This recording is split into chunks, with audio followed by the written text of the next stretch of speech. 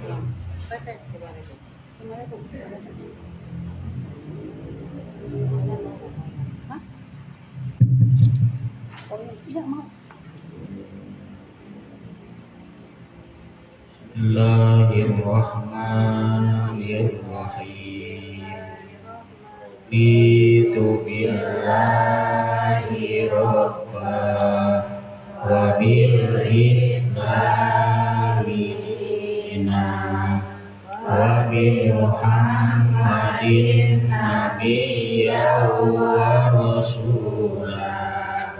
Bismillahirrahmanirrahim. Allah la yasuqul khairu illallah. Bismillahirrahmanirrahim. La yasribus su'a illallah.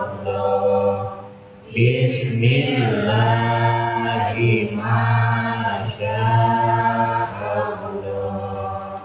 Maka min nikmatin fa minallah. Bismillahirrahmanirrahim. La haula wa la quwwata illa billah. Bismillahirrahmanirrahim. La yadurru ma'asmihi syairun fil ardi wa la fis samai wa huwas sami'ul alim. Allahumma sholli ala sayyidina Muhammadin al-Fatihi lima ughliqa wal khatimi lima sabaq an-nasiril haqqa bil haqq wal hadi ila siratikal mustaqim. Sallallahu alaihi wa ala alihi wa ashabihi haqqa qadrihi wa miqdarihil azim. Allahumma khrijna min dhulumatil wahmi wa akrimna binuril fahmi waftah alaina bima'rifatil ilmi wa zayyin akhlaqana bil ilmi wa sahhil lana abwaaba fadlik Wansur alaina min khazaini rahmatik ya arhamar rahimin.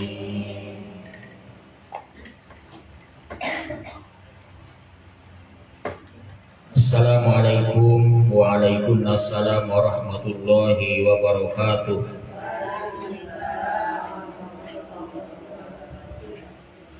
Alhamdulillahi rabbil alamin wa bihi nasta'inu ala umuri dunya waddin.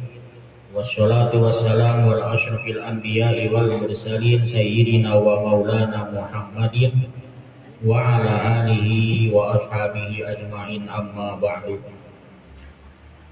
Ibu hadirat jamaah Majelis Taklim Nurul Iman yang saya hormati, wabil khusus segenap pengurus, segenap para tokoh, para sesepuh, para bini sepuh, yang mudah-mudahan semuanya selalu diberikan sehat walafiat oleh Allah Subhanahu wa taala. Dan mudah-mudahan semua jamaah Majelis Taklim Nurul Iman, jamaah ibu-ibu, senantiasa diberikan panjang umur dalam beribadah kepada Allah Subhanahu wa taala. Amin ya rabbal alamin. Jadi syukur kita panjatkan kehadirat Allah Subhanahu wa taala yang tiada hentinya memberikan nikmat dan karunia kepada kita, termasuk nikmat yang paling besar yakni nikmat iman dan Islam, sehingga dengan wasilah nikmat tersebut kita pada siang hari ini dapat hadir di majelis yang mulia ini, majelis yang insya Allah penuh berkah, majelis yang insya Allah mendatangkan rahmat. Amin ya rabbal alamin.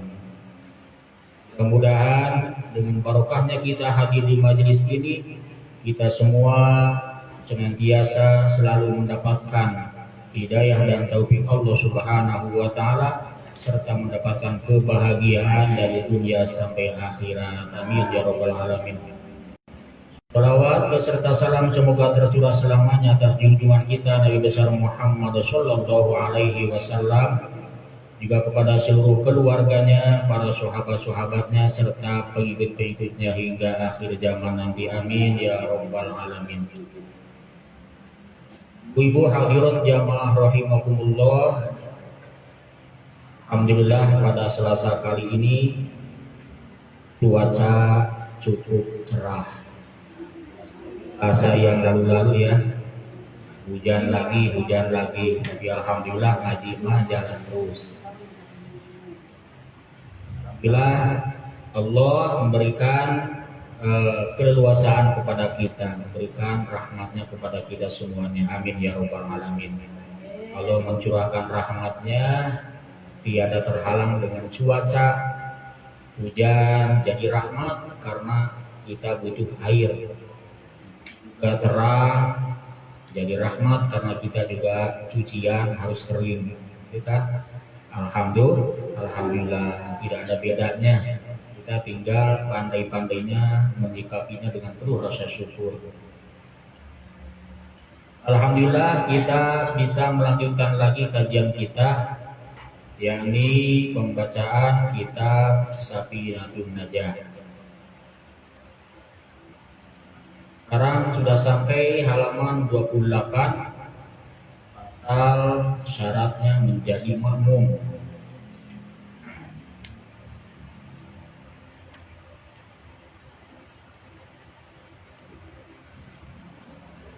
Sudah ketemu ya? Qala musannif rahimahullahu ta'ala wa nafa'ana bi ulumihi fi daraini amin. Bismillahirrahmanirrahim. Bismillahirrahmanirrahim. Faslun, ini satu pasal. Syurutul qudwati. Syarat sahnya menjadi makmum. Ahada asyaro, ada 11. Allah ya'lama. Satu, hendaknya tidak boleh tahu. Butlana sholati imamihi.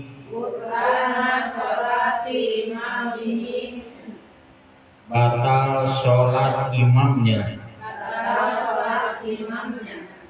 Dihadasin baik karena sebab hadas. Au ghairihi, atau selain hadas. Wa alla ya'taqida.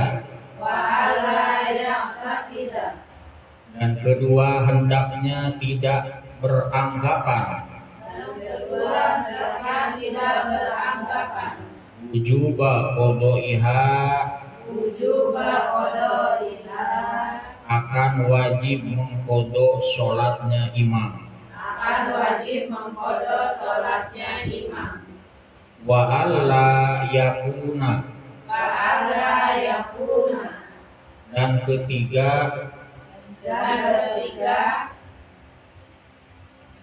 wa alla yakuna makmuman. Lanjutkan. Wa alla makmuman.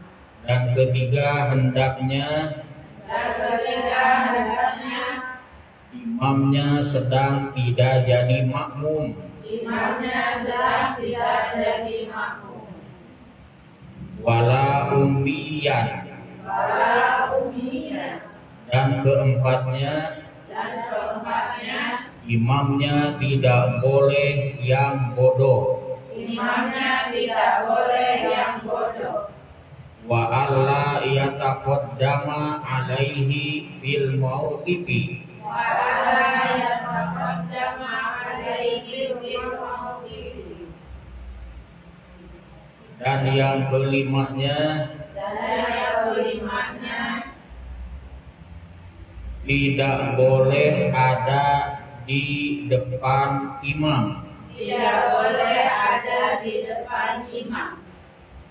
Wa ayya'lama intiqolati imamihi. Wa ayya'lama intiqolati imamihi. Dan yang keenam, hendaknya tahu berubahnya imam. Berubahnya imam. Atau berubah gerakannya imam. Wa ayyajtami'a fi masjidin. Dan ketujuhnya hendaknya kumpul imam dan makmum di dalam satu masjid.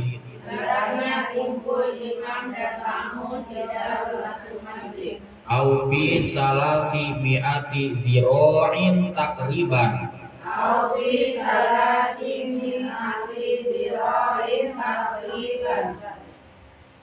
Atau jarak dekat dengan masjid 300 siku.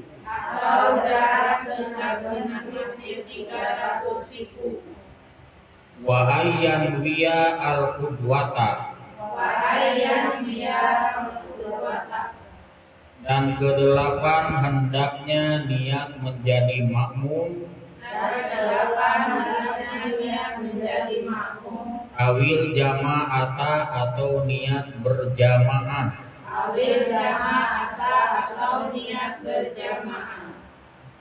Wa ayyatawafaqo nazmu sholataihima.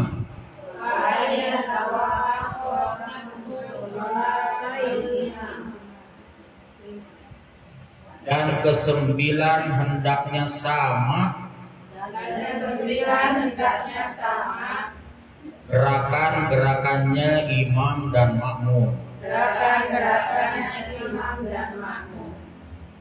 Wa alla yukhalifahu.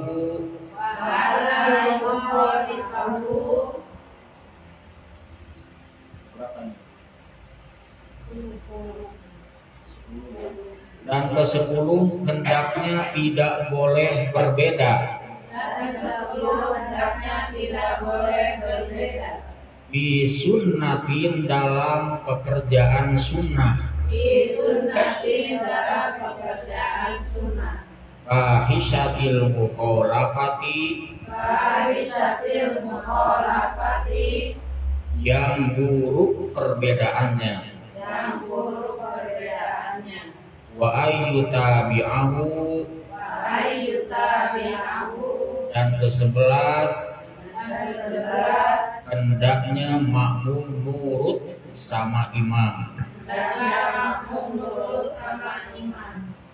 Biar kita mengikuti imam. Ini pasal menjelaskan tentang syaratnya jadi makmum di dalam berjamaah sholat.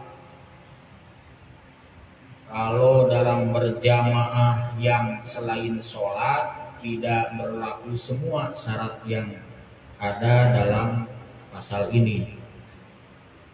Dalam berjamaah atau jadi makmum sholat.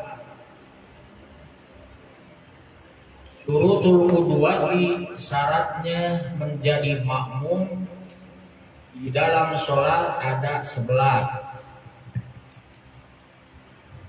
Kalau sholat sendiri disebut munfarid, kalau jadi makmum berarti berjamaah. Bagaimana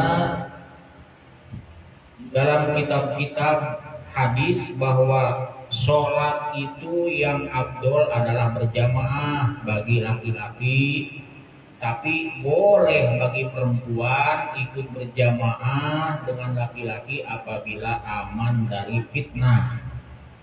Aman dari fitnah, aman dari pandangan-pandangan jelek kaum laki-laki. Kalau sekiranya rawan, gak aman, lebih bagus sholat sendiri di rumah atau berjamaahnya sama keluarga.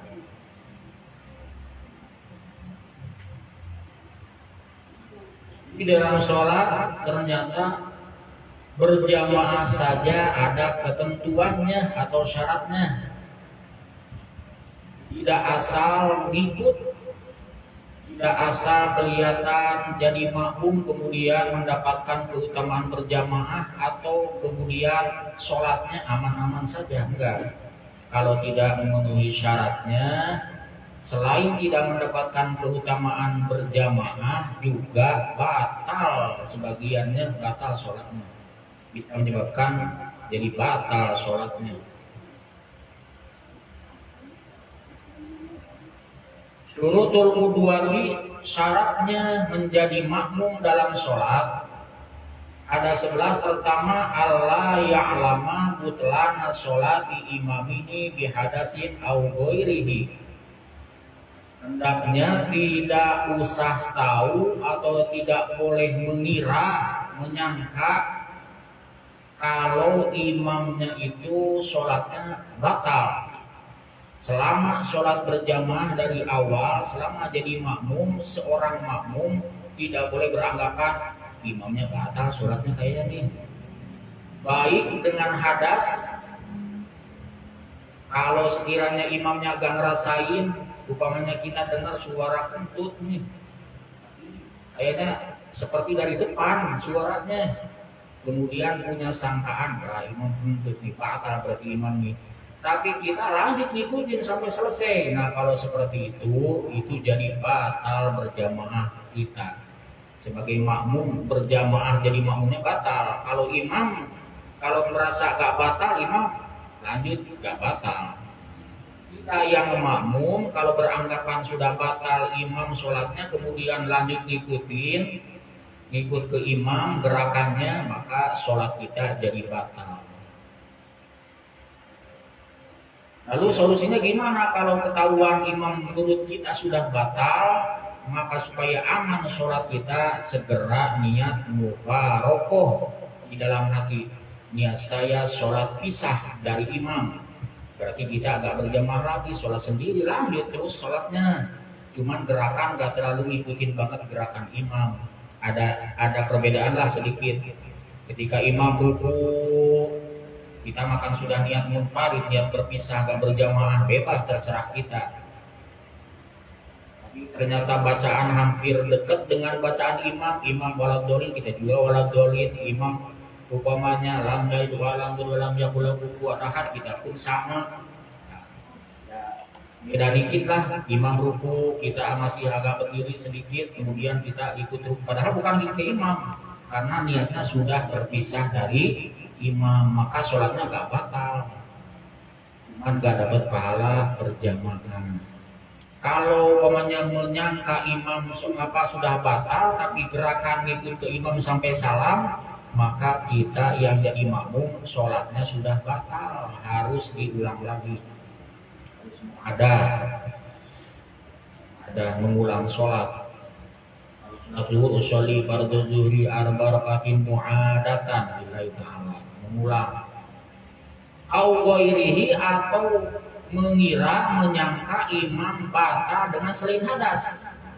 Seperti menurut paham mazhab Syafi'i, kalau bismillah dalam surat Al-Fatihah itu bagian daripada rukun Fatihah.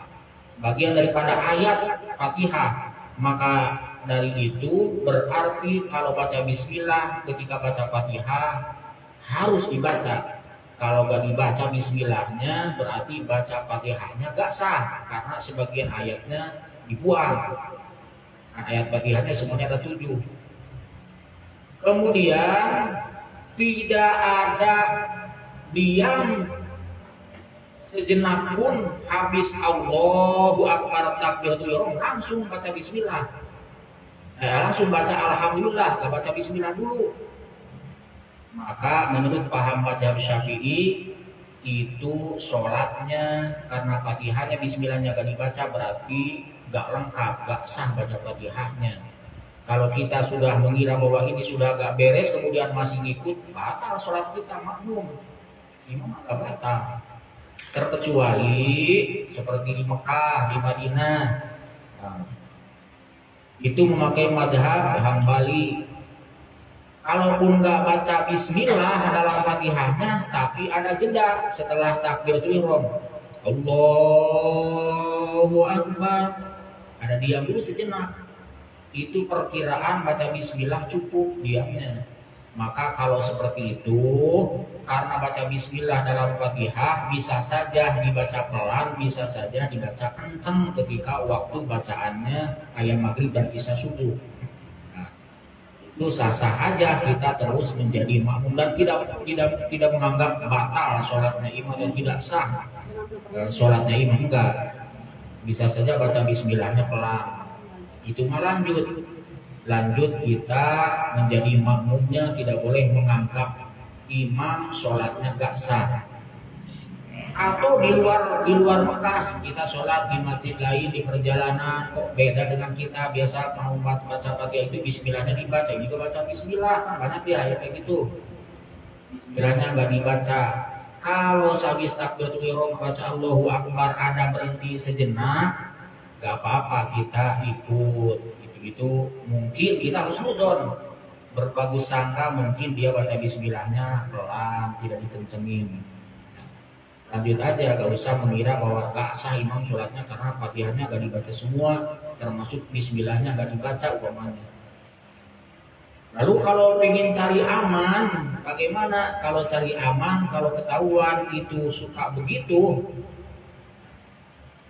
kemudian kita umpamanya gak ada darurat masih bisa pilih, ya udah sholat seperti biasa berjamaah dengan yang biasa pakai bismillah. Tapi kalau umpamanya di Mekah, kata para ulama, kita selama di sana harus niat taklid kepada mujtahid yang dipakai di sana. Umpamanya di sana pakai mazhab Hambali, udah niatin taklid ke mazhab Hambali selama di sana. Jadi kalau apa-apa peribadahannya ikut imam yang ada di sana saja, kita ngikut. Karena di mazhab atau imam-imam mujtahid itu ada kalanya di sebagian ibadah secara syariat, secara fikih, sebagian kadang-kadang ada istilah berbeda pendapat. Kalau mazhab Syafi'i bersentuhan kulit laki-laki dengan perempuan termasuk dengan istri, kulit bertemu kulit batal. Kalau kuku dengan kuku gak batal, rambut dengan rambut gak batal, kulit bertemu kulit batal. Kalau mazhab lain kita batal. Kalau mazhab lain itu gak batal. Mazhab Hambali gak batal, mazhab Hanafi gak batal bersentuhan kulit. Nah kalau kita mazhab Syafi'i umpamanya kemudian ikut ke mazhab Hambali, kemudian mereka umpamanya sebelum imamin bersalaman dengan perempuan, termasuk dengan istrinya bergandengan, kemudian jadi imam. Kalau kita dalam kondisi masih bisa milih, kita gak usah menjadi makmumnya. Tapi kalau kita darurat, gak ada pilihan kecuali ngikut ke dia, kayak gini, gak ada pilihan. Seandainya kita lihat seperti itu, taklid aja, mengikuti mazhab mereka selama di sana, mengikuti mazhab yang dipakai oleh mereka selama di sana. Boleh seperti itu, boleh ketika darurat taklid mengikuti mazhab yang biasa selain yang biasa kita ikuti.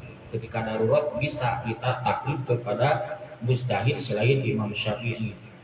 Tapi Tapi kalau masih bisa milih, nggak darurat, masih bisa milih, mau sendiri juga bisa, mau cari jamaah atau imam yang sama dengan kita juga banyak, itu lebih bagus kita supaya lebih yakin dalam ibadahnya, maka ikutin sesuai mazhab kita.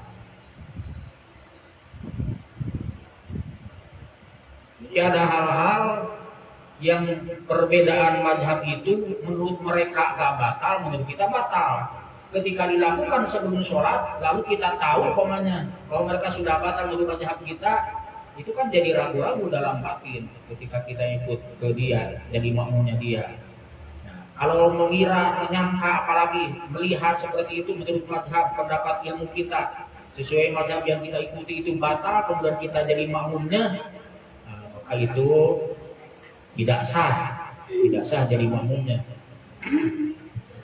Permisi.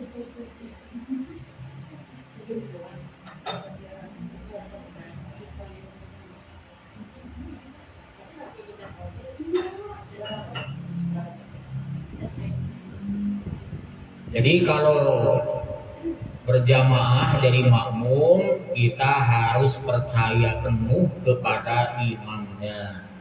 Jangan menyangka imamnya batal atau mengira-ngira imam sudah batal. Kalau kita tidak tahu persis batalnya, tidak yakin batalnya, jangan dianggap batal sholatnya. Karena kalau sudah menganggap imamnya sudah batal, kita jadi makmum, berarti kalau terus ngikut, kita pun ikut jadi batal sholatnya. Kalau yakin imam sudah batal menurut kita, maka kita solusinya niat mufaroqah, niat berpisah dari berjamaah dengan imam tersebut. Itu ya. Kemudian yang keduanya,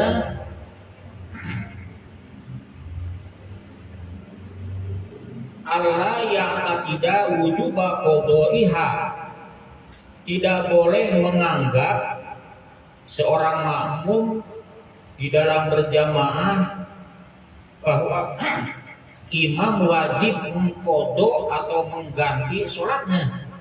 Artinya menganggap bahwa imam sudah batal, sudah gak benar sholatnya, berarti imam ini sebetulnya wajib mengulang sholatnya, wajib mengqadha sholatnya. Mirip-mirip dengan yang tadi, tidak boleh menganggap seperti itu. Harus punya keyakinan sesuai penemuan kita bahwa yang dijadikan imam itu kriterianya memang harus yang lebih pinter, lebih bagus dari kita sholatnya, ilmunya lebih banyak daripada kita lebih yakin. Termasuk di antara imam atau seseorang yang sholat yang wajib mengulang, wajib mengqadha, walaupun sholatnya bagus, orang yang sholat di waktu musim dingin dengan cara toharohnya, bersucinya tidak wudu, pakai tayamum karena musim dingin. Padahal sebabnya dibolehkan tayamum ada 3. 1, karena tidak ada air, sudah yakin tidak ada air maka boleh tayamum. 2, apabila sakit yang sekiranya menurut medis, menurut dokter memang nggak boleh kena air. Yang 3-nya airnya sedikit diperlukan untuk minum. Selain itu, kalaupun boleh dia tayamum melaksanakan, berarti sholatnya harus diulang, harus dibayar, diganti sholatnya, hanya sekedar menghormat waktu sholatnya. Seperti tayamum di tempat yang udaranya dingin. Kita nginep di puncak. Biasanya di puncak itu airnya kalau langsung dari gunung itu dingin. Kemudian kita umpamanya karena gak kuat dingin, gak wudu pakai tayamum aja sholatnya. Nah, orang yang tayamum dikarenakan hanya karena cuaca dingin, malas kena air, takut kedinginan, maka itu sholatnya harus diqadha lagi atau diulang lagi di waktu yang lain. Ketika kita tahu orang itu tayamum bukan karena sakit, bukan karena gak ada air, bukan karena airnya sedikit, karena musim dingin, maka kita tidak boleh menjadi makmumnya. Kalau kita umpamanya ngikut jadi makmum maka nggak sah, berjamaahnya nggak sah, jadi makmumnya nggak. Kalau terus ikutin jadi batal sholat kita. Au muqimin tayammama fi mahallin yaglibu bihi wujudal ma. Atau ada orang yang sholat dengan tayamum padahal air ada, sakit enggak, kemudian butuh juga sama air karena faktornya air banyak kok, kenapa dia sholatnya pakai tayamum? Yang seperti itu juga kita tidak sah menjadi makmumnya. Atau orang wudhu enggak, tayamum enggak, kemudian sholat, kita pun tidak boleh jadi makmumnya, artinya enggak sah jadi makmumnya. Kita berjamaah dengan dia padahal kita tahu dia itu wudhu enggak, tayamum enggak. Kenapa enggak wudhu? Airnya enggak ada. Kenapa enggak tayamum? Karena dia enggak berupaya mencari alat untuk tayamum. Sholat aja. Itu ada yang seperti itu. Disebutnya sholat faqidat tohuren dan disebutnya sholat darurat, hanya sekedar dihormati waktu, menghormati waktu doang. Supaya nggak dosa dia sholat, cuman sholatnya syaratnya nggak lengkap, termasuk nggak wudhu, nggak tayamum. Itu sholat yang seperti itu hanya sekedar menghormati waktu, maka apabila sudah ada air atau sudah dia mendapatkan air atau sudah datang waktu yang lain yang sekiranya imkan menggunakan air atau tayamum, maka dia wajib mengulang sholatnya.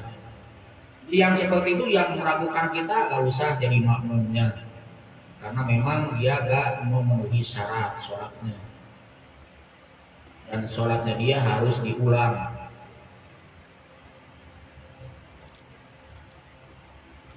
Tetapi wasohal iktida, sah kita jadi makmum orang bigoirihi selain yang tadi. Seperti kamu stahadotin, ada perempuan yang sudah selesai masa haid dan masa paling lama tapi masih keluar darah. Contoh, haid itu kan paling lama 15 hari 15 malam. Menstruasi ibu-ibu itu paling lama 15 hari 15 malam. Kalau lebih dari 15 malam maka wajib mandi dan wajib sholat.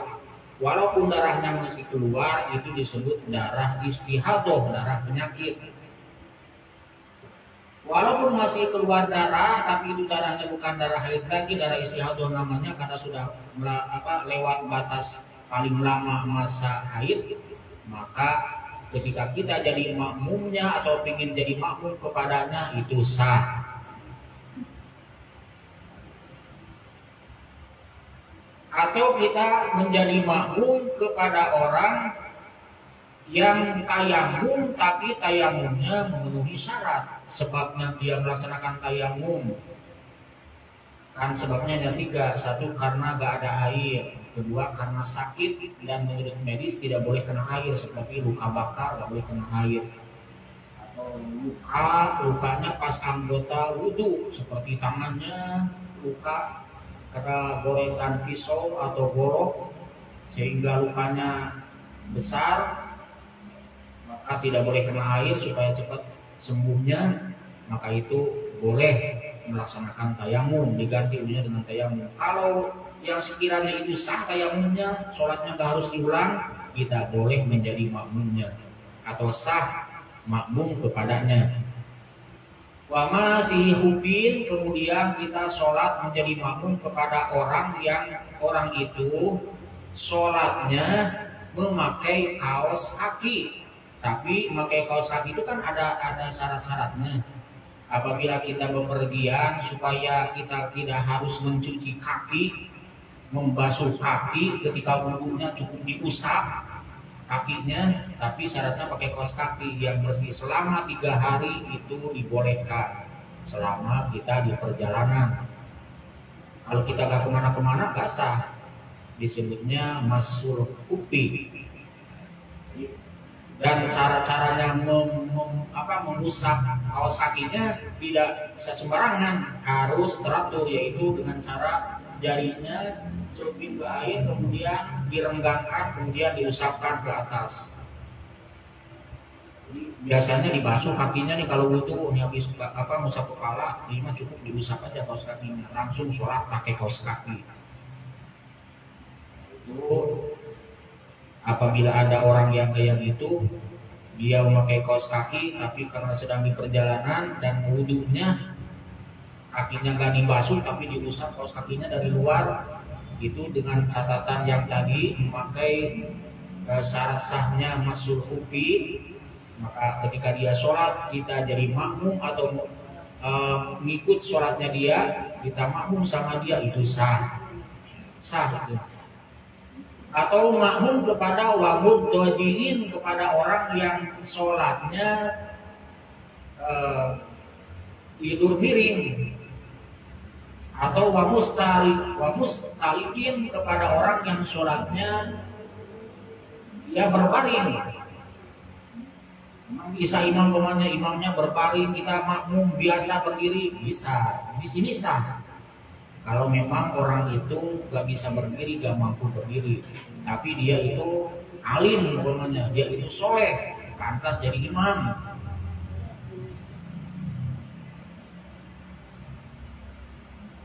Atau wasobiyin walau abdan, ada anak kecil walau abdan, walaupun dia adalah seorang hamba sahaya atau seorang budak. Imam ini anak kecil tapi hafal Quran. Kita sudah umur puluh tahun tapi baca Quran masih gak bisa, dia jadi imam, sah jadi makmumnya. Atau orang yang ketika bersucinya dengan batu, dia itu sebelum sholat buang air, tapi cara mensucikannya tidak dengan air.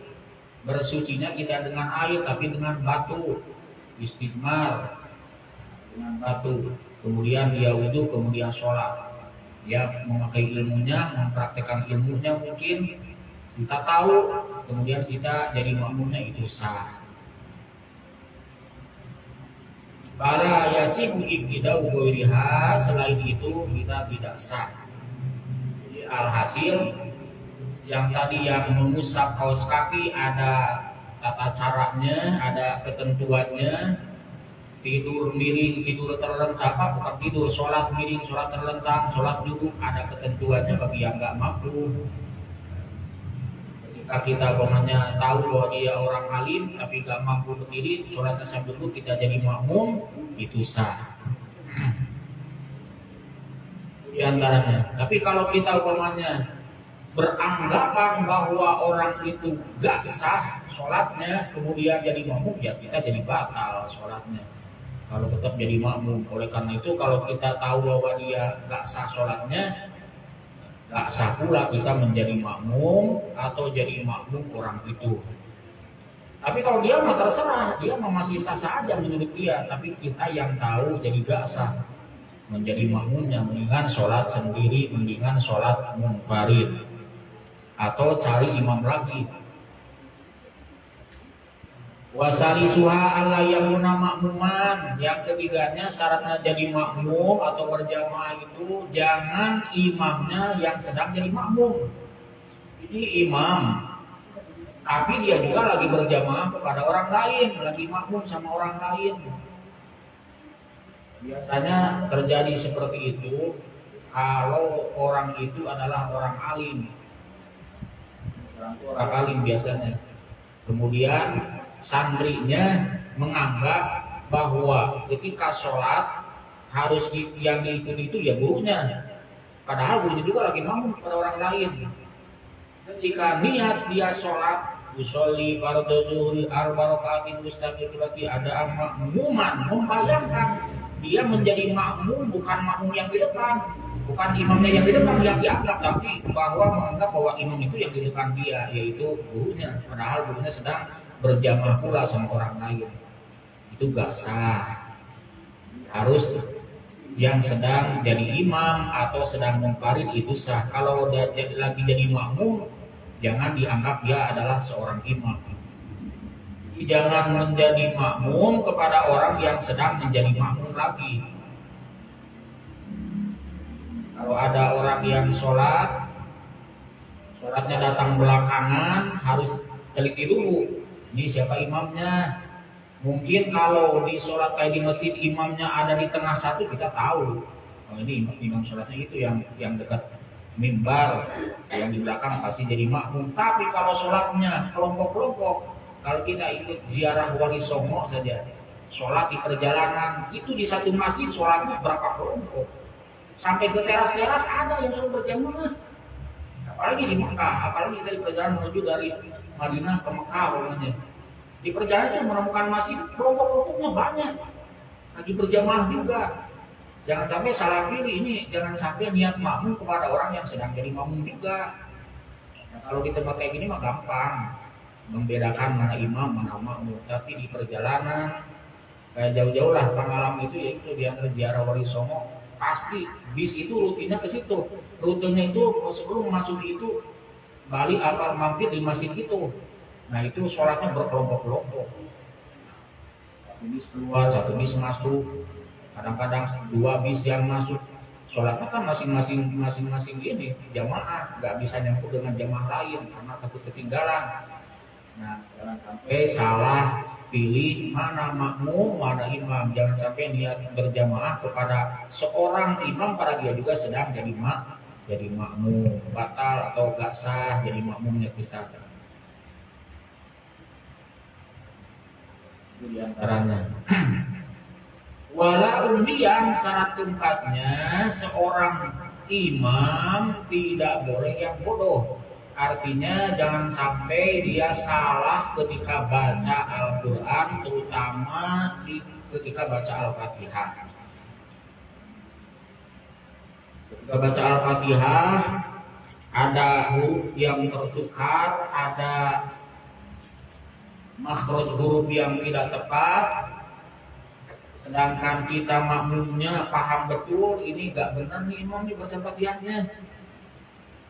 Umpamanya bahasa Syirotol Sod sama dengan Sin umpamanya, atau Ain sama dengan Hamzah, tidak ada bedanya, maka kita tidak sah menjadi makmumnya. Artinya kalau ingin sah sholat kita harus niat mufarokoh, niat berpisah dari imam. Kalau menghormat waktu, bagaimana? Selesaikan sampai selesai, tapi kita mah muadah, mengulang sholat kita sendiri.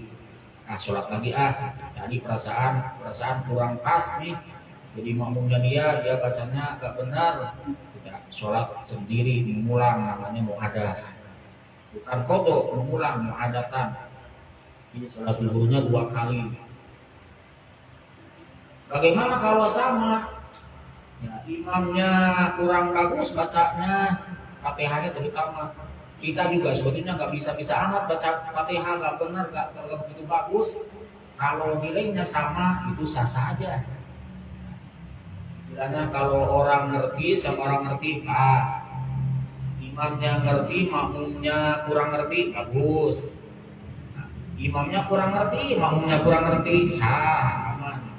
Yang gak aman itu imamnya kurang begitu ngerti, makmumnya alim. Itu tidak sah jadi makmum dia.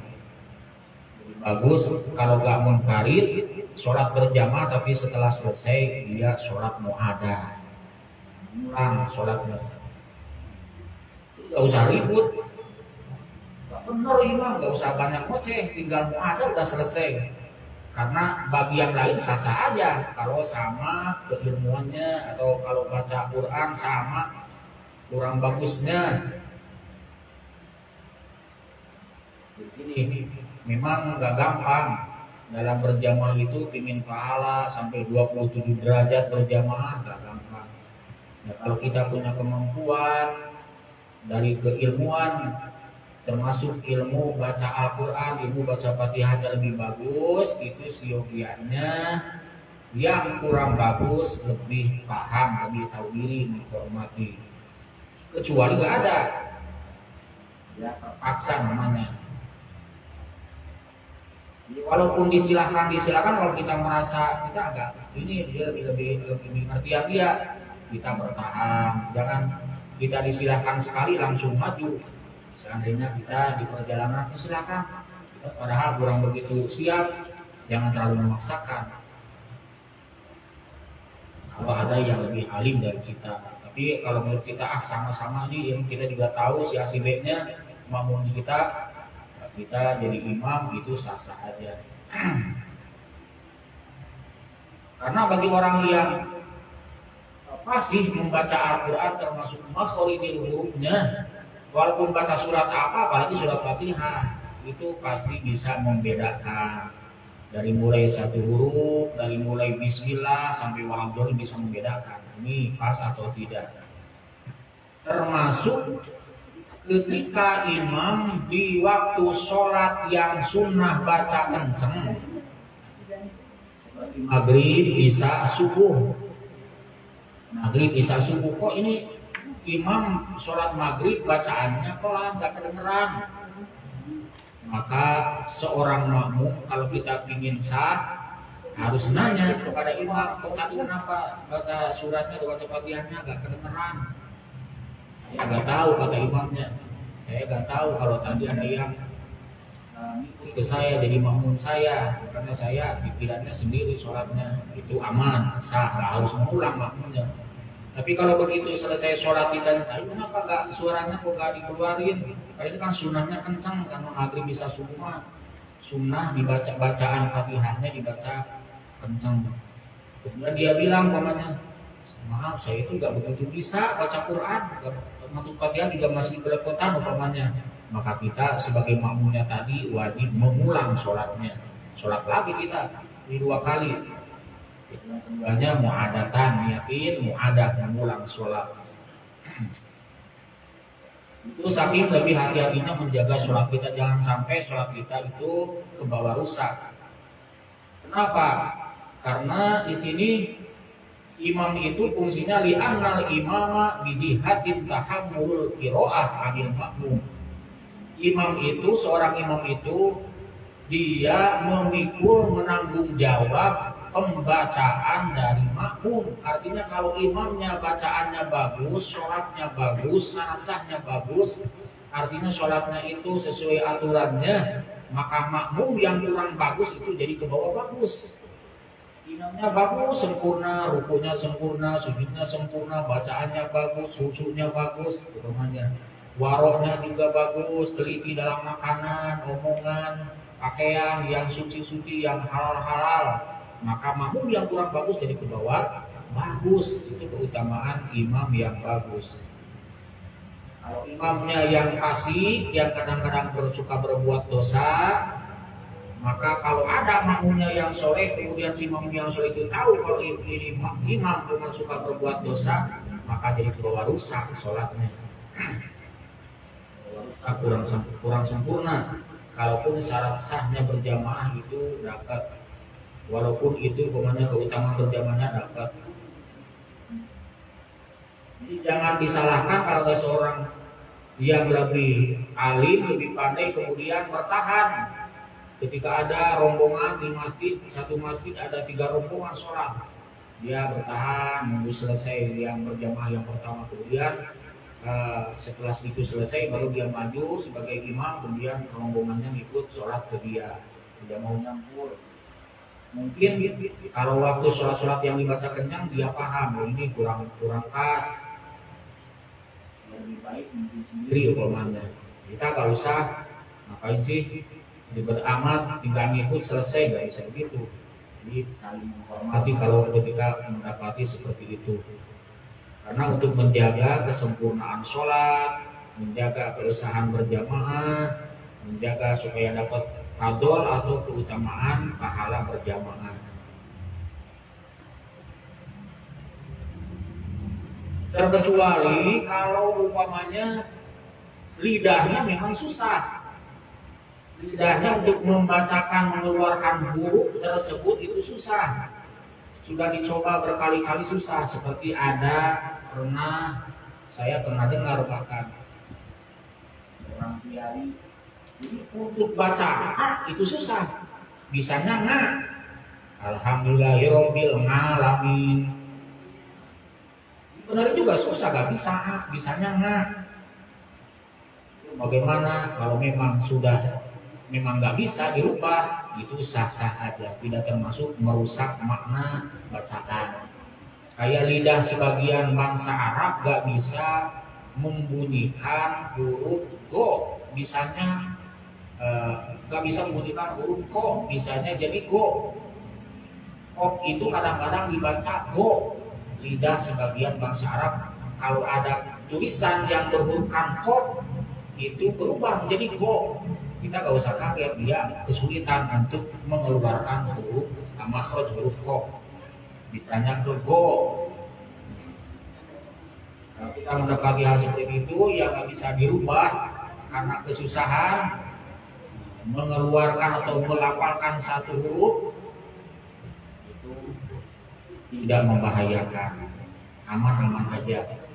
Seandainya kita sholat di perjalanan, kemudian imamnya baca al-fatihahnya, kenapa sih makmumnya banyak tapi imamnya baca al-fatihahnya alhamdulillahirabbil alamin, manfaat jadi manfaat. Ada yang kayak gitu nggak bisa dirubah manfaat. Kita mah ilmu yang manfaat, dia mah ilmu yang manfaat. Sudah ada gitu yang seperti itu. Kalau nggak bisa dirubah, nggak bisa dibenerin, itu termasuk dimaaf oleh Allah. Tapi kalau punya ada kemampuan untuk belajar, untuk mencoba supaya bisa, tapi dia nggak mau, itu salah. Dia harus lebih tahu diri. Kalau sekiranya nggak pantas jadi imam, jangan memaksakan diri. Karena apa? Dia memikul tanggung jawab bacaan makmum, apalagi makmumnya banyak.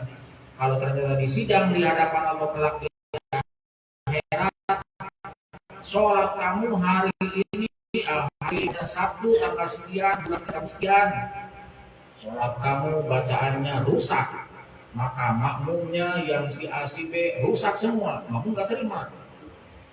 Sholat saya jadi rusak, ya Tuhan, ya karena imam kamu yang rusak, ya saya nggak terima. Kenapa dia mau jadi imam kalau bodoh sama seperti saya? Dirusak sama imam hasil. Yang seperti itu sebelum terjadi seperti itu jaga nanti kelak di akhirat saling menyalahkan. Nah, di akhirat di dunia ini kita harus lebih teliti terlebih dahulu, belajar. Apabila sudah pas, sudah sesuai, baru kita pantas menjadi imam, maka jadi imam lah. Kalau belum pantas, kecuali di sama-sama yang kalangannya seperti kita, awam sama awam, gak begitu paham, sama-sama gak begitu paham, itu sah-sah aja. Kalau di belakang kita ada yang lebih alim, kita harus lebih tahu diri, menghormatinya. Banyak saya sering mengalami dengan guru-guru saya, dengan putra-putranya. Saya punya anak putranya nih, putranya juga alim, saya komat. Pernah satu kejadian, saya lagi ziarah Wali Songo, makmum sudah banyak, jamaah sudah banyak, sudah ngumpul, ya saya komat. Ternyata yang dimaksud saya supaya maju gak mau maju, dia masih menunggu ada yang usianya lebih tua dari dia, kakaknya. Pamannya masih hulu di luar ditungguin. Akhirnya dari komat ke sholat lama juga, padahal sudah komat. Begitu masuk beliau langsung sholat, gak komat lagi. Hal seperti itu jadi pelajaran buat saya. Jadi kalau sekiranya memang ada orang alim dan lebih tua, dahulukan, itulah yang pantas jadi imam. Jangan dulu guru-guru komat. Kalau sekiranya orang yang sekiranya lebih pantas jadi imam ada di tengah-tengah kita. Tapi kalau darurat karena situasi adat, namanya kayak sekarang di Jakarta ini jam sudah digital semua, sudah disetting jam itu, pokoknya waktu azan sampai qomat itu 10 menit. Maka kalau sudah 10 menit dari azan maka bunyilah jam tersebut. Kalau sudah bunyi maka yang tadi azan biasanya qomat. Ada nggak ada yang calon imam komat, akhirnya saling dorong biasanya. Akhirnya yang biasa merasa paling tidak bisa lah maju ke depan. Di setiap musola seperti itu. Tapi kalau di pesantren, di kampung-kampung, walaupun jam sudah bunyi, kalau belum ada kiainya nggak berani komat. Kadang-kadang masih sholawatan lama, kiainya belum nongol. Itu juga keterlaluan. Artinya tetap harus ada batas waktu dan mengerti keadaan jamaahnya. Kalau terlalu lama, mendingan kasih izin. Udah silakan duluan. Saya nggak perlu gitu. Di kampung saya begitu. Kalau ayah saya belum masuk, belum komat. Maghrib jam 6, setengah 7, ayah saya masih menghadapi tamu. Kalau belum masuk, belum berani ada yang komat. Kecuali ada saya atau ayah saya masuk masjid. Artinya siapa yang sekiranya pantas jadi imam, itulah membawa kesempurnaan sholatnya makmum. Kalau sekiranya imamnya asal-asalan, nanti di akhirat apabila kenyataannya sholat kita kurang bagus, padahal di dunia kita umpamanya gak mau tahu, ya kita tinggal terima saja apa adanya. Tapi kalau kita sudah berusaha teliti, sudah berusaha selektif, termasuk tugas pengurus masjid itu selektif sebetulnya. Selektif di mana nih yang patut jadi imam, tugaskan jadi imam. Kalau sekiranya nggak pantas, keluarin. Atur aja. Kenapa? Karena membawa kesempurnaan sholat semuanya. Kalau rusak imam, sholatnya maka rusak sholatnya makmum pula. Tapi sebagian ulama ada yang mengatakan, termasuk dalam kitab kemarin itu, kitab Manzumah Subul Iman. Dalam hadis, sholatlah kamu di belakang orang muslim. Di alternatif kalau kita umpamanya darurat, yang penting dia syaratnya sama, sah aja udah, ada yang bilang begitu. Alternatif terakhir tuh, sekiranya kita umpamanya kalau umpamanya sholat mengulang lagi, belum pekerjaan kita masih banyak, kalau sholat lagi gara-gara imamnya gak beres, repot kita. Yang penting dia seorang muslim. Tapi itu hanya sewaktu-waktu saja. Tapi kalau untuk seumur-umur itu gak bagus. Kayak ini dia sama-sama muslim, sah saya berjamaah dengan seorang muslim. Itu aman ketika kita gak bisa umpamanya memilah-milih seorang imamnya bagaimana. Ketika darurat, yang penting dia seorang muslim. Gak tahu ngerti, gak tahu gimana, dia kan muslim. Biasanya kalau orang-orang yang musafir berhenti umpamanya sholat, saya sering melihat umpamanya banyak kadang-kadang orang-orang yang tukang baju atau sholat pas itu anaknya 2 sholat, banyak yang jadi makmum di belakangnya. Nah itu karena dia juga yang penting muslim, sah-sah aja. Tidak mau cari tahu dulu dia bisa baca apa enggak. Dia mungkin muslim nih, sholat itu sah. Kita di perjalanan juga begitu, bikin berjamaah, ada yang sholat, kita niat berjamaah kepada dia, yang penting dia sama-sama muslim, sah-sah aja.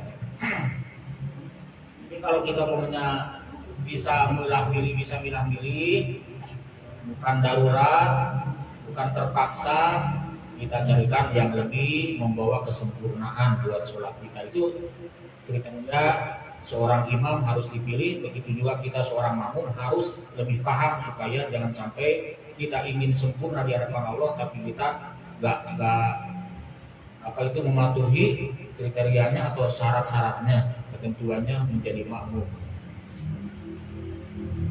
Wa khamisuha, yang kelimanya, Allah yataqaddama alaihi bil mauqifi, tidak boleh terlalu ke depan di hadapan imam. Artinya kalau berjamaah, kalau niat jadi makmum, posisinya kita harus ada di belakang imam. Boleh lempeng tapi hukumnya makruh. Misalnya ini imam sholatnya di sini pokoknya, kemudian makmumnya jejel ada di sampingnya, sah-sah aja tapi itu makruh. Alangkah bagusnya posisi seorang makmum harus ada bergeser ke belakang dari imam. Paling sedikit itu 1 telapak kaki. Kemudian abdolnya, sempurnanya payung dagu disunahkannya ayat akhoro anhu qadwa salasati ajroin. Disunahkan jarak imam ke makmum itu kira-kira 3 siku. Kalau 1 siku ini 30 cm atau 40 cm berarti sekitar 1 meter lah. dari imam, 1 meter 20 cm dari imam. Imam di pengimaman, maka makmumnya agak ke belakang kira-kira 1,20 m jaraknya dari imam ke makmum yang ada di belakang. Itu bagusnya seperti itu sunnahnya. Bagaimana kalau terlalu jauh, imamnya di pengimaman, makmumnya di sono, sendiri lagi makmumnya. Dan kayak begitu, secara ketentuan berjamaah, kalau umpamanya yang lain syaratnya bisa dia ikuti, hanya jarak doang, hanya keutamaan berjamaahnya berkurang. Harusnya mah agak dekat, terlalu jauh kalau nggak ada yang nyambung. Tapi kalau umpamanya ada sop atau barisan pertama, kedua, ketiga itu aman. Kan barisan pertama ke barisan kedua jaraknya seperti jarak imam ke makmum ke barisan pertama. Barisan kedua ke yang ketiga itu sama jaraknya seperti makmum dengan imam. Jadi sop-sop itu kan seperti inilah, sejadah, karpet, jaraknya itu disamain, termasuk posisi imam. Terus nyambung. Dan abdolnya ketika berjamaah itu dahulukan di sebelah kanan imam, belakang imam dan ke sebelah kanan imam. Sudah penuh baru ke sebelah kiri imam. Kalau saf pertama sudah penuh, barisan kedua kalau orang tua sudah ada di barisan, maka barisan belakangnya adalah anak-anak. Dan terakhir barisan perempuan. Jadi jangan sampai kayak terjadi di Al-Zaitun Bekasi yang sudah lalu itu ya. Itu informasi yang sudah berlalu. Jadi berjamaah itu sampai-sampai perempuan boleh jadi khotib. Yang nyimak bapak-bapak, nyampur alhasil, nyampur surat berjamaahnya nyampur. Atasnamakannya Islam. Alhamdulillah bisa diproses sampai bubar itu organisasinya NII. Yang juga membolehkan berjamaah campur laki-laki, perempuan, selangkung gitu sama istrinya. Walaupun sama istrinya berjamaah campur begitu gak bagus, gak sesuai aturan fikihnya. Jangan sampai kita walaupun sebodoh-bodohnya kita jangan sampai terbawa arus yang gak jelas kayak gitu. Alhamdulillah dilindungi oleh Allah Subhanahu wa taala. Yang masuk ke ajaib itu kan banyak. Bukan hanya kelas biasa, termasuk bupati, wakil bupati banyak yang ikut itu. Banyak yang gabung di situ. Ternyata sudah terbongkar mah dia didanai dari luar untuk menghancurkan umat Islam sebetulnya. Kacaukan dengan paham-paham aliran-aliran yang menyesatkan. Walaupun kelihatannya pondoknya megah, kemudian yang gabung di situ dapat keuntungan, tapi ternyata membahayakan akidah. Di sini pelaturan berjamaah itu aturannya kalau untuk ibu-ibu atau untuk perempuan harus ada di barisan paling belakang. Kalau ibu-ibu sama ibu-ibu aman, tapi kalau berjamaah dengan laki-laki, posisi ibu-ibu atau perempuan harus paling belakang. Anak-anak di belakang orang tua, kemudian paling belakangnya perempuan. Kalau kita sholat berjamaah hanya 2 orang, maka pokoknya yang satu imam, yang satu lagi makmum, posisinya harus ada di sebelah kanan sedikit dari imam. Gak kelihatan jejer, agak belakang dikit.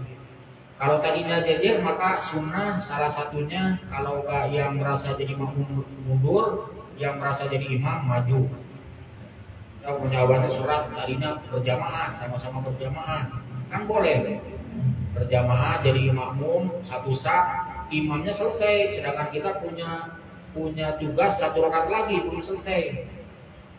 Berjajar pokoknya 2 orang atau 3 orang, maka kalau ingin melanjutkan supaya dapat pahala berjamaah, salah satunya harus ada yang niat jadi imam dan salah satunya harus ada yang niat jadi makmum.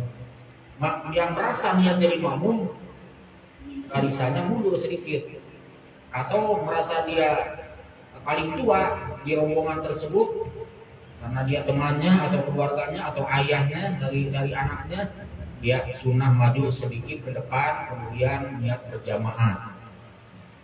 itu berjamaahnya tuntas sampai salam, dapat pahala berjamaah full walaupun imam sudah selesai duluan, karena dia lanjut niat jadi imam, yang di sampingnya lanjut niat jadi makmum. Cuman caranya karena posisi sudah jadi imam harus berada di depan, makmum sedikit. Nah kalau pemainnya ternyata awalnya berjejer dua, kemudian salah satu niat jadi imam maju ke depan, yang merasa jadi mundur ke belakang, datang lagi pemainnya, pendatang baru, niat berjamaah lagi, maka disunahkan yang tadi sebelah kanan merasa sudah mundur sedikit, gitu ya, mundur lagi ke belakang supaya berjejer dengan yang makmum yang kedua. Posisi kadang kalau punya imam yang makmum yang pertama agak ngerti, yang datang belakangan suka nepuk dari belakang, nyuruh supaya ini makmum yang pertama mundur supaya sejajar dengan dia yang belakangan datangnya. Itu berjamaah, jadi jangan disalahkan. Tapi caranya dia sudah takbir ihram, Allahu Akbar, tekuk, mundur ya. Kemudian kita imamnya ada di depan berdua.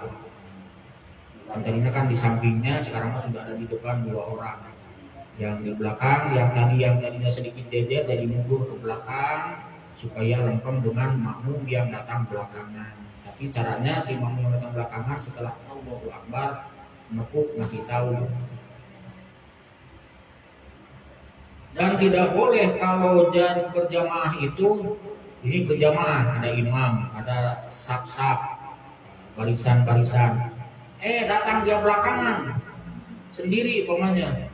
Ini imam, ini saf pertama, saf kedua, saf ketiga, datang belakangan. Dia nengok ke kanan ke kiri gak ada orang, sholat paling belakang. Berarti paling depan satu imam, paling belakang ada makmum satu. Itu juga pengaruh. Kata ulama supaya dia dapat pahala berjamaah dan sah sholat berjamaahnya, setelah takbiratul ihram harus narik orang dari depan satu orang, supaya tidak menyamai imam, posisinya di depan satu, belakang satu, di tengahnya barisan-barisan, ditarik satu, tapi dia syaratnya harus sudah takbiratul ihram, tekuk, dia ngerti jejer, jadi dia aman, tidak menyamai imam. Itu caranya. Kecuali kalau di saf yang paling belakang itu masih bisa lah, kayaknya nyempil nih, masuk dia walaupun agak sempit, maksain. Nanti lama-lama kalau sudah bergerak itu bisa longgar. Ya, kayak di bis kan begitu. Kalau dipaksakan lama-lama kalau sudah duduk mah masuk juga. Berjamaah juga gitu. Kalau sekiranya nggak ngerti, syukur-syukur di belakang masih ada lah, kayaknya masih duduk tuh bisa, kita di belakang nggak sendiri. Jadi artinya imam di depan tetap satu, tidak tersaingi dengan kita. Kita di belakang, yang paling belakang ada dua orang, itu aman berjamaah kita. Kalau yang lain mah gak pengaruh. Kita yang paling belakangan kalau sholat sendiri di belakang barisan-barisan sendiri, maka itu pengaruh. Artinya bisa mempengaruhi gak sah kita jadi makmumnya. Harus ada teman. Kalau di belakang saf-saf yang banyak. Caranya kalau gak ada lagi harus narik dari saf yang paling belakang, satu orang tarik ke belakang supaya berjajar dengan kita. Ini kebanyakan ini sebetulnya ilmunya khusus untuk kaum laki-laki. Kalau ibu kan jarang melakukan kayak gini. Kalau kita di perjalanan atau ketika bepergian jauh. Kalau biasanya bepergian jauh kalau nyari amat, sholat sendiri aja. Apalagi kalau yang lain nggak tahu sholat berjamaah secara sempurna, kita mah pingin kosor atau pingin jamak, sholat sendiri aja. Itu lebih leluasa.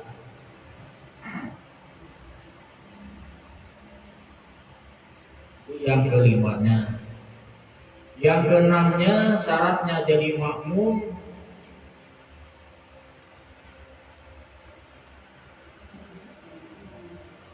harus mengetahui berpindah-pindahnya gerakan imam. Artinya dari makmum ke imam itu harus ada alat penyambung mata atau penyambung pendengaran, supaya makmum tahu gerakannya berubah dari berdiri ke ruku, dari ruku ke i'tidal, maka harus kelihatan imamnya.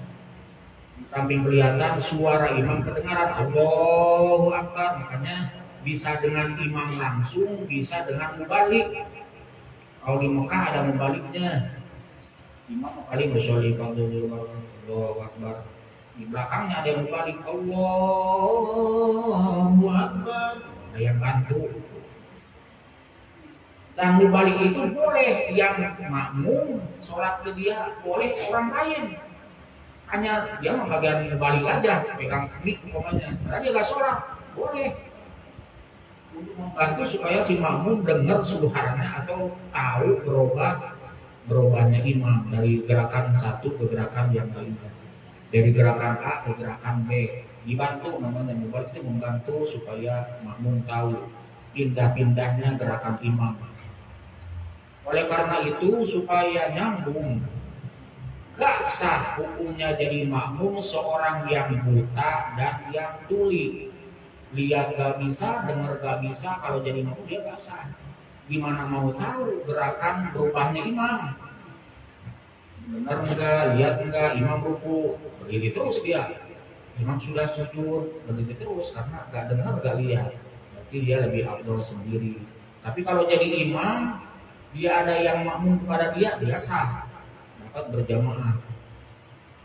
Karena kalau jadi imam kan sekaratnya dia, ruku sekaratnya dia, sujud sekaratnya dia, tidak harus nunggu yang lain. Tapi kalau jadi makmum nggak sah orang buta dan tuli. Kalau buta doang itu agak ini. Buta doang tapi dia bisa mendengar, kan bisa dengan alat speaker, bisa kedengaran, nggak lihat tapi kedengaran, tahu kalau Allahu Akbar berarti ruku, dia ruku, itu termasuk sah. Kalau dua-duanya, pokoknya ada yang buta dan tuli maka agak sah jadi makmum, tapi kalau jadi imam sah, atau dimakmumin sah. Maksudnya dia ada kriteria kesahan jadi imam. Kemudian termasuk ketika sholat beda bangunan. Selama sholat di antara jarak imam dan makmum ada yang nyambung, maka itu aman, sah berjamaahnya. Seperti ini bangunan masjid dan TPA ini kan beda bangunan, beda atap, tapi pintu dibuka ketika berjamaah. Pintu dibuka berarti yang sholat di sini nyambung ke barisan yang ada di dalam masjid. Belakangnya ada barisan yang paling belakang yang kelihatan, seandainya suara imam kedengeran, tapi makmum yang paling belakang, saf paling belakang tahu gerakan saf yang depannya tahu saf yang depannya. Kalau di depannya ruku, pasti yang paling belakang juga ikut ruku. Maka kita sah-sah aja sholatnya walaupun nggak dengar suara imam, walaupun nggak bisa melihat imam, karena kita cukup lihat barisan yang ada di depan kita aja. Karena barisan yang ada di depan kita pasti ngikutin gerakan imam.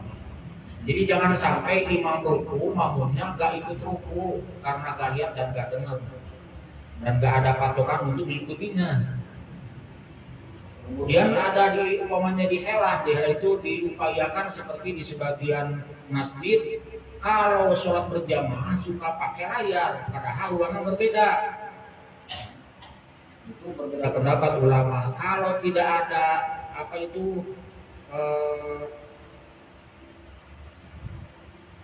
pintu atau jendela yang terbuka yang menyambungkan ruangan, maka itu tidak sah.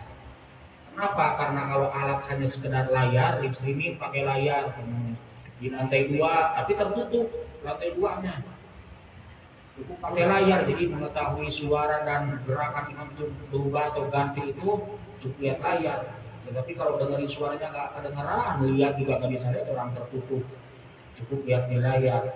Kalau layar itu terbatas, kalau ada setrum, kalau setrumnya hilang gimana bisa ngikutin? Berarti kalau ada batasan seperti itu gak sah. Kalau kayak ada ruangan yang tembus, maka itu sah. Makanya pembangunan masjid kalaupun dibikin 2 lantai, jangan sampai lantainya tertutup di tengah. Masing-masing itu pembangunnya sudah didesain supaya di tengahnya terbuka. Jadi cukup kanan kiri atau belakang. Tujuannya apa? Supaya pandangan yang di atas juga bisa lihat ke bawah. Pergantian perubahan gerakan imam itu ketahuan dari atas. Kalau ruku kan bisa lihat, orang yang paling tinggi bisa lihat tuh ruku, ya ruku, maka yang lain masih ikut ruku. Kalau tertutup gimana bisa ngikutin atau tahu berpindah-pindahnya gerakan imam? Jadi harus pakai ilmu. Kalau beda ruangan atau di luar ruangan harus ada pintu yang terbuka yang sekiranya tembus pandang atau pendengaran jamaah yang nyambung ke jamaah yang ada di dalam masjid tersebut, baik di samping masjid ataupun di lantai 2, lantai 3. Kalau sekiranya ada ruangan yang tembus pandangannya, suaranya ke jamaah yang ada di bawah, itu sah-sah saja selama tangganya ada. Jadi kalau ada berjamaah yang atas ngikut ke bawah, imamnya ada di bawah, jamaahnya makmumnya di bawah penuh, kemudian di atas, tapi tangganya dipindah-pindah, itu pengaruh. Yang kita bini selama tangganya ada itu sah. Jadi jangan sampai bikin tangga yang bisa dicopot gitu untuk ke lantai 2, ke lantai 3, harus yang paten, permanen. Jadi tangga itu alat penyambung dari masjid itu ke ruangan berikutnya. Dan tangga itu termasuk masjid juga. Jadi tangga masjid tidak bisa dipisah-pisahkan, di air itu dia statusnya masjid juga. Seandainya orang rumahnya di ruangan sudah penuh, sholat di tangga sah. Lagi tangganya lebar-lebar, kemudian bisa untuk sujud. Dan itu kadang-kadang terjadi apabila jamaah banyak dan waktunya darurat. Nah, saya ngalamin tuh ketika pulang kampung sholat Jumat di perjalanan. Nah, dan ini pas di sini berhenti. Ketika berhenti ruangan sudah penuh, di atas sudah penuh, teras sudah penuh, yang kosong tangga. Tangga kebetulan tangganya itu ada 3 atau 4 ya. Yang paling bawah penuh dengan sendal, yang kedua, yang ketiga kosong. Tapi itu lebar-lebar tangganya, ya udah sholat di situ. Seperti itu. Tangga masjid statusnya tetap masjid, berarti sah dipakai sholat. Termasuk tangga untuk naik ke lantai berikutnya. Selama ada tangganya berarti statusnya masjid juga di atas, sah berjamaahnya.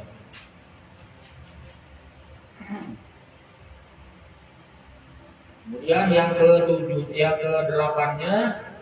ketujuhnya syaratnya berjamaah, syaratnya jadi makmum, harus kumpul imam dan makmum dalam satu masjid atau kira-kira 300 siku dari masjid. Kalau masjid penuh, nggak ketampung jamaah saking banyaknya, boleh menambah ke samping 300 siku kanan, ke samping kiri 300 siku jaraknya, atau ke belakang 300 siku. Kalau satu siku kita ini dari sini ke sini 40 cm, umpamanya atau 50 cm, berarti taruhlah kalau 300, kalau 600 berarti kalau 300 itu hanya separuhnya, setengah meter, berarti sekitar 150 meter dari masjid ke kanan, ke kiri, dan ke belakang. Boleh itu. Kalau sekiranya punya masih banyak, kayak di Masjidil Haram, kalau berjamaah itu di masjid penuh, di teras penuh, sampai ke lorong-lorong hotel penuh, itu nggak ada batasan selama nyambung. Nggak ada batasan selama nyambung. Jadi kalau kayak di daerah kita jarang tempatnya seperti itu ya. Itu biasanya kalau sekiranya nggak ketampung, nyari lapangan yang lebih luas. Sholat berjamaahnya yang bisa menampung lebih banyak lagi. Hasil dari masjid kalau sekiranya masih bisa menampung 150 meter ke kanan, ke kiri, dan ke belakang, masih bisa berjamaah di masjid tersebut. Satu imam dengan satu imam makmumnya banyak. Ke kanan, ke samping kanan masjid 150 meter, ke samping kiri 150 meter, ke belakang 150 meter. Masih bisa untuk sholat berjamaah. Jadi jangan diartikan kalau nggak bisa menampung di masjid, padahal masjidnya kecil, kemudian cari lapangan. Di lapangan boleh sholat termasuk Idul Fitri, Idul Adha. Cuman kalau sholat di masjid itu lebih afdol sebetulnya. Masjid itu khairul buq'ah, pintunya sebaik-baiknya tempat tidurnya adalah masjid. seburuk-buruknya tempat di dunia ini adalah pasar, kata Nabi. Jadi tempat yang paling bagus di dunia ini adalah masjid, musola. Yang paling buruk di dunia ini tempat adalah pasar. Nah, kenapa pasar paling buruk? Kalau kita masuk ke pasar, coba kalau 24 jam di pasar itu macam-macam ada. Jadi yang jujur, yang baik, yang jelek, yang jahat, apa aja di pasar ada. Pasar, seburuk-buruknya tempat adalah pasar. Sehingga kalau kita masuk pasar, disunahkan membaca la ilaha illallah wahdahu la syarikalah lahul mulku wa lahul hamdu yuhyi wa yumiitu wa huwa hayyun daimun qaimun la yamutu abadan bi yadihil khair wa ilaihil masir wa huwa ala kulli syai'in qadir. Sunnah baca doa ketika masuk pasar.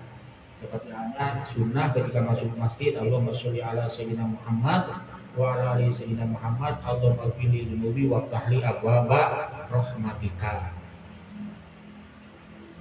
Jelek-jeleknya tempat pasar sebaiknya masjid. Walaupun kecil, masjid mah punya kelebihan.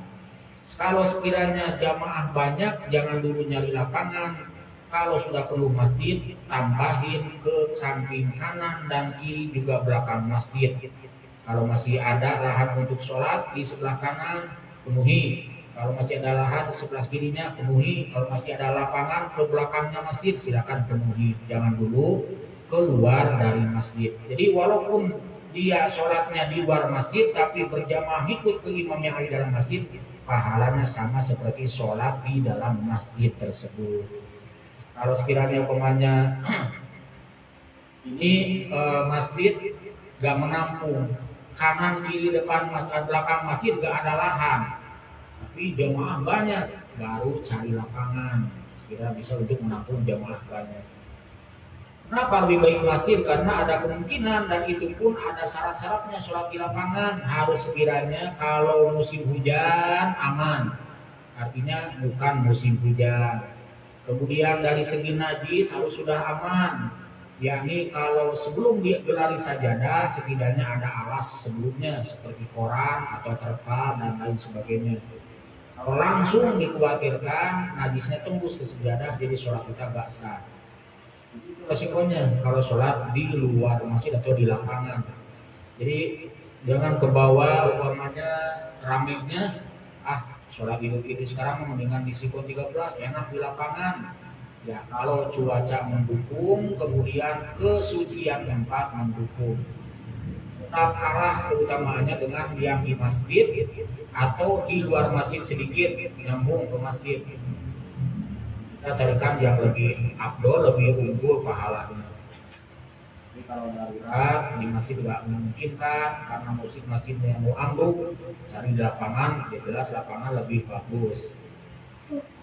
Ya, di antara syarat berjamaah. Kemudian yang ke-9-nya, yang ke-8-nya seorang makmum kalau berjamaah harus niat jadi imam. Artinya makmuman lillahi ta'ala harus disebut. Jangan sampai sholat jadi makmum tapi tidak niat jadi makmum. Karena umpamanya lupa, sholli fardhu zuhri arba raka'atin bisa juga ada lillahi ta'ala Allahu akbar, lupa karena sambil melamun mikirin sesuatu sebelum sholat, ketika takbir di bawah itu pikiran. Kalau sudah ditagih hutang kan pikiran itu, cicilan kita itu kan biasa pikiran, surat tanggal belum dapat pikiran, sehingga ketika sholat baca niat jadi makmum nggak sadar, tapi pas gerakan ikut ke imam, itu tidak sah, harus muadah.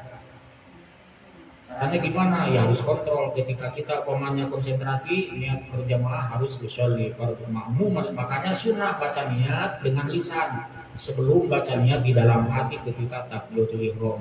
Sunnah baca niat dengan lisan dulu.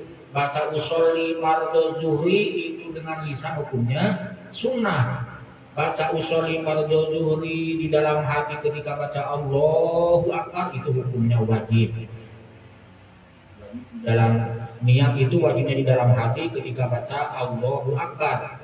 Ketika sebelum baca Allahu akbar baca usolli hukumnya sunnah. Baca usolli yang sunnahnya itu supaya telinga kita dengar. Kalau lupa itu biasanya jadi ingat hati kita.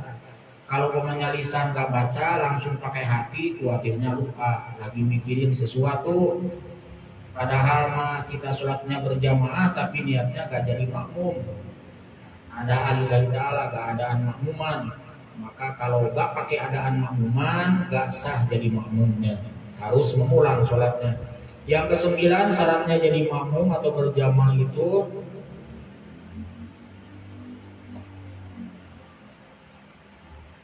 makmum dan imam nazmu sholatihima itu harus sama. Rangkaian sholatnya harus sama, urutan sholatnya harus sama, judul sholatnya harus sama. Sholat, jangan sampai imam sholatnya dia jamak, kita sholat biasa. Makanya kalau kita sholat di perjalanan, kalau sekiranya ini ada orang sholat, kita harus teliti dulu nih, dia mau jamak takdim atau jamak takhir atau qashar. Kalau kita tahu baru kita ikut. Kalau sekiranya nggak tahu, udah kita sholat munfarid aja. Atau kita pingin sholat jamak, jangan berjamaah kepada orang yang lagi tidak jamak. Dia lagi sholat biasa, lagi sholat hadir, kita berjamaah tapi niatnya sholat jamaah takdim atau jamaah takhir atau qashar. Harus sama judulnya. Kalau zuhur dua-duanya imam dan makmum. Kalau jamaah dua-duanya imam dan makmum. Kalau qashar dua-duanya, jangan berbeda. Begitu juga rangkaian sholatnya berikutnya sama. Jangan imam sujud, dia baca Fatihah, makmumnya kacau. Imamnya salah, makmumnya baca tahiyat, kacau, harus sama. Yang ke-10-nya tidak boleh berbeda di dalam mengerjakan sunnah. Seperti sunnah yang kebanyakan berbeda itu ketika imamnya gak kunut, makmum kunut, umpamanya. Ini di Mekah sholatnya gak pakai kunut, tapi imamnya biasanya i'tidalnya lama. Di Mekah itu karena mazhabnya di sana itu sebagian Syafi'i, sebagian Hambali, termasuk Sayyid Maliki almarhum, sekeluarga para habib yang berguru di sana itu mazhab Syafi'i, tapi ada di tengah-tengah Mekah. Dan dulunya termasuk orang Indonesia juga banyak. Jadi gak semua yang di Mekah mazhab Hambali, banyak yang Syafi'inya. Ketika sholat di Masjidil Haram yang mazhab Syafi'i, kemudian imamnya mazhab Hambali gak baca qunut umpamanya. Tapi biasanya di sana kalau ini tidak lama. Sami Allahu liman hamidah kalau subuh suka lama.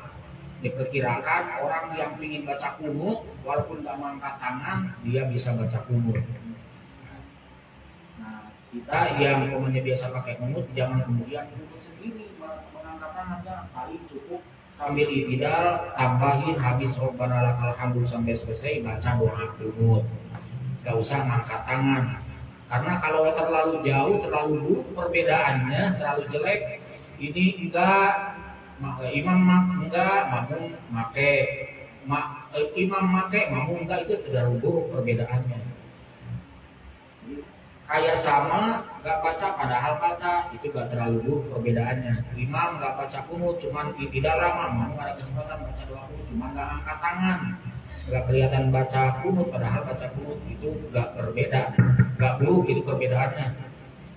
Dalam urusan sunnah. Tapi kalau pamannya ngikutin aja, sana gak baca qunut, kita juga gak baca qunut, biarin aja, aman.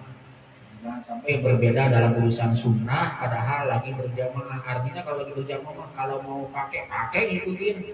Kalau imamnya pakai, makmum yang nggak biasa pakai ikut aja, udah ke imam pakai qunut.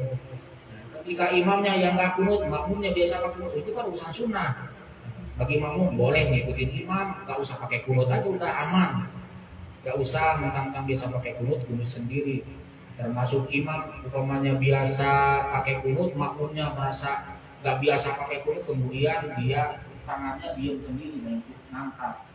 Nah, yang baca doa kan imam, tinggal amin, gak usah baca amin, angkat aja, aman.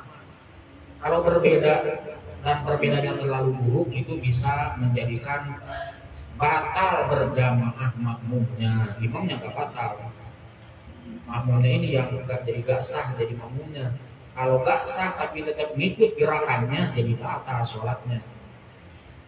Kalau sekiranya merasa gak cocok, niat mufarakah, niat berpisah, niat mufarokoh, berpisah dari imam, gak berjamaah dengan imam. Yang ke-11-nya syaratnya berjamaah wa ayyu tabi'ahu, harus ngikutin gerakan imam, diperkuat. Tadi tidak boleh berbeda dalam urusan sunnah dan perbedaannya jangan terlalu buruk. Yang ke-11-nya ikutin aja imam gitu.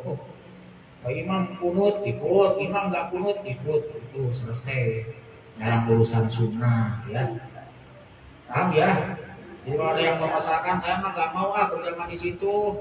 Nah, saya mah nggak biasa kunut di situ kan pakai kunut. Itu salah karena kunut itu hukumnya sunnah. Gara-gara umpamanya kayak gitu. Kalau umpamanya mau ikut aja, nggak usah terlalu ini. Kecuali umpamanya kita datang supaya kelihatan kebersamaannya, persatuan umat Islamnya datang. Sholat kayak berjamaah padahal mau parokoh, padahal dia sholat sendiri, cuma kayak berjamaah. Perbedaannya dikit-dikit lah. Imam sudah rukuk, dia masih belum selesai baca suratnya. Perbedaannya sedikit-sedikit. Dia agak berjamaah, tapi kebersamaannya, persatuannya tetap ada. Tidak ada permusuhan di dalam lahir maupun batinnya. Karena sholat berjamaah itu sebetulnya hanya selain keutamaan ibadah juga adalah alat untuk mempersatukan umat. Ya, jangan sampai gara-gara beda dikit nggak mau bersatu gitulah. Bersatu tapi padahal di dalamnya niat mau parokoh, atau di dalamnya padahal munfarid, atau di dalamnya dia itu sebetulnya dalam urusan sunnah berbeda pendapat. Apa yang penting ada persatuan.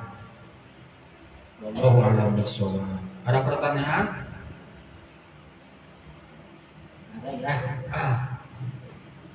Berjamaah mah paling intinya kalau kita ibu-ibu gitu ya. Ibu-ibu biasanya galibnya umumnya kalau berjamaah itu kalau tarawih doang atau Idul Fitri, Idul Adha. Ya, kalau sholat-sholat fardu biasa itu lebih utama di rumah kalau masih muda. Lebih utama di rumah sebetulnya. Kalau masih muda. Dan kalau ingin berjamaah di rumah dengan anak perempuan atau dengan anak laki-laki bisa, atau dengan suami bisa. Rumah di rumah. Dengan cara posisi yang tadi jangan sampai makmum barisannya mendahului imam. Barisan tetap namanya makmum harus beda sedikit lebih ke belakang dari imam. Yang penting itu. Hanya kalau punya anak laki-laki dan anak perempuan jadi makmum maka posisinya jangan jejer. Ini kita sebagai ibu imam. Ini anak laki-laki dan perempuan sama seperti di masjid. Laki-laki ada di depan, perempuannya ada di belakang laki-laki. Jangan tentang sama-sama anak dijejerin. Yang dibiasakan walaupun masih kecil, ini posisi anak laki-laki di depan, belakangnya lagi anggap aja 2 saf. Belakangnya anak perempuan. Seperti itu caranya. Ya cukup ya. Mudah-mudahan jadi ilmu yang bermanfaat buat kita. Mudah-mudahan menerangi hati kita. Mudah-mudahan menerangi alam kubur kita kelak, menerangi alam akhirat kita kelak. Amin ya rabbal alamin. Itu saja yang bisa saya bacakan. Kalau ada kurang atau lebih mohon dimaafkan yang seluas-luasnya. Wallahu a'lam bishawab. Wassalamualaikum warahmatullahi wabarakatuh.